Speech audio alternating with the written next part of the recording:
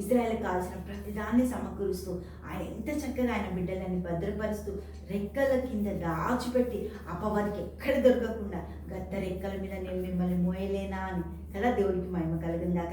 ద్వితీయోపదేశకాండం 2వ అధ్యాయము హల్లెలూయా. దేవునికి మహిమ కలుగుందాక. 4-6 వచనం. షెయీరులో కాపురమున్న ఏశావు సంతతి అయిన మీ సహోదరుల పొలిమేరలను దాటి వెళ్ళబోచున్నారు. వారు మీకు భయపడుదురు. మీరు మిక్కిలి జాగ్రత్తగా ఉండుడి, వారితో కలహపడవద్దు. ఏలయనగా ఏశావుకు స్వాస్థ్యంగా షెయీరు మన్యము నేను ఇచ్చి ఉన్నాను గనక వారి భూమిలోనిది ఒక అడుగైనను ముఖ్యమని. ఎవరికి ఇచ్చినట్ట? దేవుడికి మహిమ కలుగు. ఏశావు సంతతికి. ఎన్ని సంతతులు మనం బైబిల్ గ్రంథంలో చూడట్లేదు. ఈ యొక్క మోయాబీలు, యోబుసీలు, అమాలేకీలు, వీళ్ళందరూ ఎన్నో కుటుంబాలు, ఎన్నో తరాలు, ఎన్నో గోత్రాలు, ఎంతో మందిని మనము బైబిల్ గ్రంథంలో చూసినాం. కానీ ఏ తరం కూడా ఇప్పుడు లేదు, ఏ ఒక వంశం కూడా లేదు. ఇజ్రాయెల్ తప్ప ఎవ్వరూ లేరు, ఆయన బిడ్డలు తప్ప ఎవ్వరు లేరు. ఎందుకు? భూమి ఆయనది, సృష్టి ఆయనది, ఆయన బిడ్డలు. దేవుడికి మహిమ కలుగుందాక. హల్లెలూయా.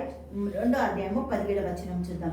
నేడు నీవు మోయాబీలకు సరిహద్దుగానున్న 6 దేశమును దాటబోచున్నావు. అమోనీయుల మార్గమున వెళ్ళినప్పుడు వారిని బాధింపవద్దు, వారితో యుద్ధం చేయవద్దు. ఏలైనగా లోతు సంతానమునకు దానిని స్వాస్థ్యంగా ఇచ్చినందున అమోనీయుల దేశంలో నీకు స్వాస్థ్యము ఇయ్యను. దేవునికి స్తోత్రం. ఎవరు చెప్తుంది ఇదంతా కూడా?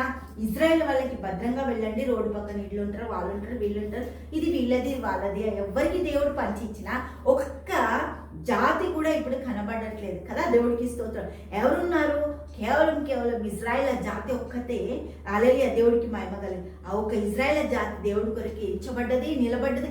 అబ్రహాం సంతానంగా ఇప్పుడు యేసుక్రీస్తు ప్రభు ద్వారా ఈ భూలోకం అంతా వెలుగుమయమై ఆశీర్వదింపబడుతుంది కదా. దేవుడికి మహిమ కలుగుతుంది. ఇంత గొప్ప గొప్ప కార్యాలు, ఇంత అద్భుతాలు చేయడానికి ఆయన ఒక మాట, ఒక సూచన మనకిచ్చినప్పుడు ఎంత చక్కటి మాటలు. హల్లెలూయా. ద్వితీయోపదేశకాండం 4వ అధ్యాయము 6-7 వచనాలు చూద్దాం. ఈ కట్టడాలన్నింటినీ మీరు గాయకొని అనుసరింపవలేను. వాటిని గురించి విను జనముల దృష్టికి అదే మీకు జ్ఞానం, అదే మీకు వివేకం. వారు చూచి నిశ్చయముగా ఈ గొప్ప జనమును జ్ఞాన వివేచన గల జనమని చెప్పుకొందురు. ఎవరు వీళ్ళు? ఆయన బిడ్డలైన ఇజ్రాయేలు. దేవుడికి మహిమ కలుగు. ఏలైనగా మనం ఆయనకు మొరపెట్టినప్పుడెల్లా మన దేవుడైన యెహోవా మనకు సమీపముగా ఉన్నట్లు మరి ఏ గొప్ప జనమునకు ఏ దేవుడు సమీపముగా ఉన్నాడు? ఎవరు అండగా లేరు. తండ్రి అని నువ్వు కన్నీరు కారిస్తే కన్నీరు కార్చిన ఆ కన్నీళ్ళని ఆయన కావల్లో ఉంచుకుంటాడట, ఆయన బుడ్డిలో దాచుకుంటాడట.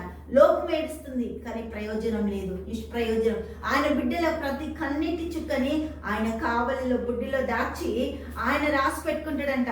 అయ్యో నేను ఏడుస్తున్నా, ఎవరు చూడట్లేదు. అయ్యో నేను బాధపడుతున్నా, ఎవరికి అర్థం లేదు, ఎవరికి పట్టదు అనుకుంటే ఆయన అంటాడు, హల్లెలూయా, నీ ప్రతి కన్నీటి చుక్క నా కావల్లో ఉంది, నేను దాచబిడ్డ, నేను నిన్ను ప్రతిసారి ఫోకస్ చేస్తున్నా, నీపై నా కను దృష్టి ఉంచి నీకు బోధించి నడిపిస్తా. ఎందుకంటే నీవు నా బిడ్డవు, నీవు పరిశుద్ధాత్మతో ముద్రింపబడ్డావు. ఈరోజు సజీవ లెక్కలో ఉన్న నీకు నాకు దేవుడిస్తున్న గొప్ప ఆధిక్యత ఏంటంటే ఆయన కను దృష్టి నీ మీద నా మీద ఉంది, సంఘంలో భద్రపరిచింది. దేవుడికి మహిమ కలిగింది కాక. హల్లెలూయా. తండ్రి యేసయ్యానికి స్తోత్రాలు, గొప్పది ఆశ్చర్యకరమైన ఆశ్చర్యానికి స్తోత్రాలు చేశాం. ప్రతి కుటుంబాన్ని దీవించి ఆశీర్వదించండి. యేసు నామములో ప్రార్థిస్తున్నాము తండ్రి. ఆమేన్, ఆమేన్, ఆమేన్.